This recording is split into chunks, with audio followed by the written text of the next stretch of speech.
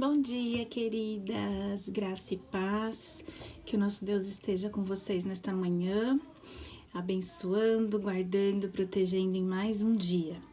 É uma grande alegria estar tendo esse momento com vocês, ainda que virtualmente. Eu agradeço a oportunidade à irmã Eni. Gostaria que fosse presencialmente, mas Deus sabe de todas as coisas e a gente tem que agarrar as oportunidades no modo como elas surgem. E eu estou muito feliz de, mesmo aqui no meu cantinho, ou melhor, no cantinho da Sofia, poder dedicar um pouquinho do meu tempo, um pouquinho daquilo que Deus tocou no meu coração essa semana para compartilhar com vocês. Para quem talvez não me conheça, eu sou a Carla, a mãe da Sofia e a esposa do maestro Cremilson. Às vezes vocês me conhecem e eu que não conheço vocês por nome, porque é muita gente, mas é uma grande honra, me sinto muito querida pela igreja, pelas irmãs, sei que muitas oram incansavelmente por nós, pela nossa família, e eu agradeço assim de coração. A oração, sem dúvida, é a maior recompensa que a gente tem em viver no ministério. Tá bom? Muito obrigada de verdade.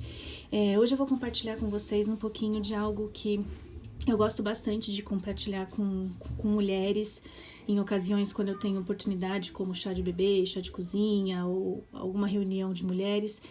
Eu acho que como líder do lar, né, a liderança feminina, materna do lar, é muito importante que a gente ouça um pouquinho e pratique um pouquinho sobre isso que eu vou falar. Antes de mais nada, eu queria orar, pedir para que Deus toque no nosso coração, né? As coisas virtualmente, elas são mais frias, mas Deus é poderoso para nos tocar, ainda que dessa forma. Senhor, muito obrigada pela oportunidade de estarmos juntas, ainda que distante. Muito obrigada porque o teu amor nos une. Muito obrigada porque podemos falar contigo, podemos te buscar e sabemos que o Senhor está nos ouvindo. Muito obrigada, Jesus. Sê com cada irmã que vai ouvir essa palavra nesse momento, que venha de encontro ao coração, que a gente não seja apenas ouvinte, mas que sejamos praticantes disso que vamos ouvir agora. Em nome de Jesus. Amém. Peço desculpa por qualquer interferenciazinha de barulho, tentei ao máximo ficar quietinha, mas é difícil um pouquinho, né? A Sofia tá cantando com a vovó lá na sala, então às vezes pode ser que vaze algum barulhinho, tá bom? Eu vou falar sobre... eu vou falar por meio de uma historinha, tá? Eu queria que vocês ouvissem e aí no final dela a gente tem algumas lições que a gente pode compartilhar juntas, tá bom? Eu vou dar uma olhadinha de vez em quando aqui pro lado, assim, porque eu preciso dar uma lida para não esquecer dos detalhes, tudo bem? A nossa historinha, ela fala de um casal bem idosinho, que eles estavam completando bodas de diamante, 60 anos de união. E é um tempo muito longo, né? Então, uma emissora de TV, curiosa com essa longevidade toda desse relacionamento, decidiu fazer uma entrevista com esse casal. E aí, para fugir do óbvio, essa entrevistadora, a repórter, pediu para que eles respondessem algumas coisas além do amor, né? Porque é óbvio que se você tá com alguém há 60 anos, existe amor, mas não é apenas o amor, com certeza tem algo além.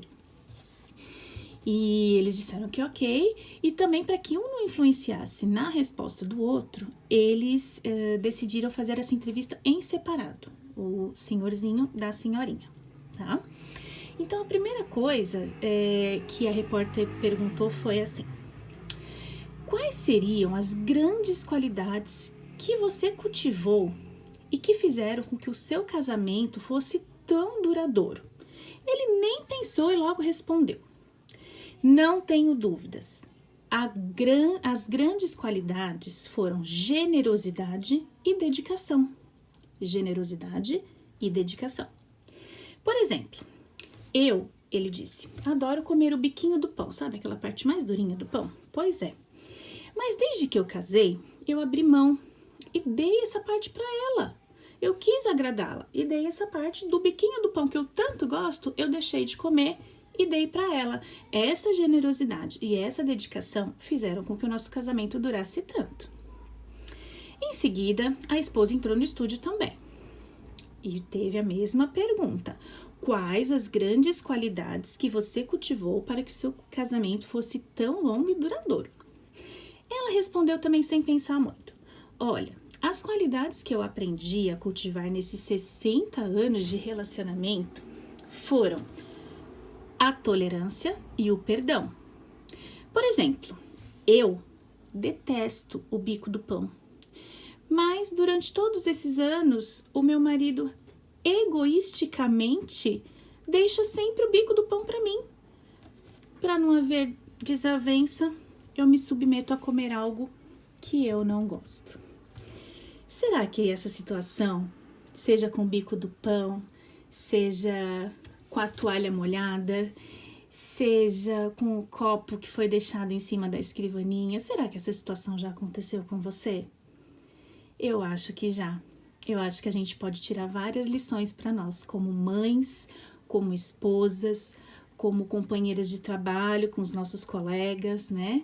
Como irmãs na igreja, né? Ela é fictícia, essa história, mas a nossa parábola nos traz lições muito valiosas. A primeira lição é que relacionamentos duradouros não são sinônimos de relacionamentos felizes. Muitas vezes, inúmeras mágoas vão se acumulando ao longo do tempo, de uma forma que dói, que a gente remoe, que a gente se incomoda, e no fim a gente fica naquela situação apenas por conveniência. A segunda lição é que muitos relacionamentos estão passando por essa mesma situação. Uma pena estar fazendo certo, mas que na verdade a gente não está fazendo certo, a gente está ferindo de mágoa assim o outro. Por que será, né? A terceira lição é que a gente tem que sobre aceitar as coisas sem expor aquilo que lhe magoa. É o pior caminho para a resolução de conflitos, pois alimenta ressentimentos e pode ser até injusto com o outro, que pode ter nem consciência do prejuízo que está causando. Não é verdade? E quarto é que amor, que é o principal, perdão e generosidade, que foram as características do vozinho, dedicação e tolerância, que foram as características da senhorinha, são fundamentais para um relacionamento duradouro, sim, mas necessita de mais um ingrediente. Vocês adivinham qual é esse ingrediente que falta? É isso mesmo, é o diálogo. Sem diálogo a gente não chega a lugar nenhum. E aí agora, deixando a historinha de lado, eu vou compartilhar um pouquinho sobre a minha realidade. Eu utilizo muito, de verdade, isso daqui na minha vida, no meu relacionamento. E creiam vocês, hoje com uma filha de 9 anos, eu tenho trabalhado muito o diálogo. Nós temos a mania, o costume de achar que tudo que a gente tá pensando é óbvio. Gente, não é óbvio pro marido que você quer uma ajuda dele na louça. Não é óbvio pro seu filho que você quer que ele guarde a roupa que tá em cima da cama. Não é óbvio. A sua amiga não tá sabendo que você não foi no aniversário dela pelo motivo que você sabe. Você tem que falar. Nós temos que conversar. Nós temos que ter as palavras sábias no momento apropriado. Nós temos que entender os sentimentos do outro e temos que expor os nossos sentimentos. Sem diálogo, nada é possível. Não adianta a gente achar. Nós não devemos viver de achismos. Nós devemos ter certeza. A única coisa que a gente não fala, mas que a gente tem certeza, que a gente confia mesmo sem falar, é a fé, né? Que ela é a certeza das coisas que a gente não tá vendo. Mas fora isso, a gente precisa dialogar, né? Nós estamos num mundo muito individualista, é normal, mas nós precisamos entender não apenas o nosso lado, mas o lado do outro. Será que é fácil para alguém entender uma outra pessoa com uma outra personalidade, com uma outra dinâmica? Não é. E nenhum relacionamento, não interessa se são 5, 10, 15 ou 60 anos, como a nossa história. Nós temos que falar. A gente nunca vai conhecer o outro suficientemente a ponto de não precisar falar mais nada. É óbvio que a gente vai, no decorrer do tempo e com o diálogo, aprendendo mais, ficando mais confortável, imaginando um pouco mais dos sentimentos, mas a gente nunca vai ter a realidade se a gente não perguntar. Então, o que eu deixo para vocês, principalmente nesse momento em que as famílias estão mais reunidas em casa, os filhos junto com os pais o dia inteiro, integralmente, conversem. E tem o momento certo, não vai conversar na hora do nervoso, na hora da ira, mas vai conversar depois, com calma, ou antes, quando você vê que a situação já tá começando, antes de começar já senta, já conversa, e não apenas exponha o seu lado, mas queira ouvir o lado de quem está com você, seja do seu filho, seja do seu marido, seja do seu colega, seja da sua mãe, né? Muitas que moram com a mãezinha também, e às vezes relacionamento familiar também não é fácil.